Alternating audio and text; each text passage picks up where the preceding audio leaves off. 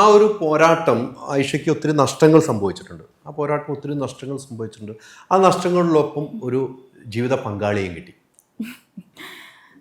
നഷ്ടങ്ങൾ എന്ന് പറയുമ്പോൾ കേസൊക്കെ വന്നപ്പോൾ അറിയാലോ ഇക്കാക്ക്, കേസൊക്കെ വരികയാണെന്ന് പറയണത് നിസ്സാര കേസുകളല്ലല്ലോ. അത് 2 വകുപ്പെന്ന് പറയണത് ഇന്ത്യയിലെ തന്നെ വളരെ മാരകമായിട്ടുള്ള 2 വകുപ്പാണ്. ഏറ്റവും പീക്കിൽ കിടക്കുന്ന 2 സെക്ഷനാണ് എൻ്റെ പേരിൽ ചാർജ് ചെയ്തത് പോലും. അതിന്ന് റിക്കവർ ആവാന്ന് പറയുമ്പോൾ അന്ന് എനിക്ക് ജാമ്യം കിട്ടിയപ്പോൾ ബോധം പോയ ആളാണ് ഇക്ക. ആണോ അല്ലയോ?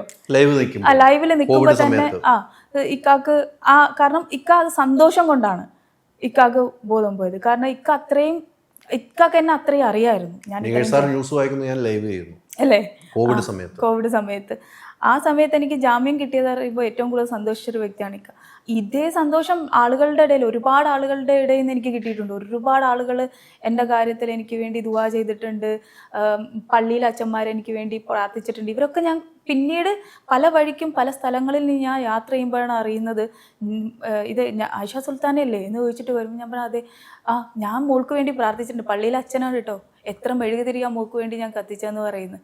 അപ്പം ജാതി മതഭേദമന്യേ അവരൊക്കെ എനിക്ക് വേണ്ടി കൂടെ നിന്ന ആൾക്കാരാണ്. ഞാൻ പോലും അറിയാതെ എന്നെ ഇഷ്ടപ്പെട്ട ഒരുപാട് ആൾക്കാർ, ഞാൻ പോലും അറിയാതെ എനിക്ക് വേണ്ടി ദുആ ചെയ്ത ആൾക്കാർ, വിളക്ക് കത്തിച്ച ആൾക്കാരുണ്ട്.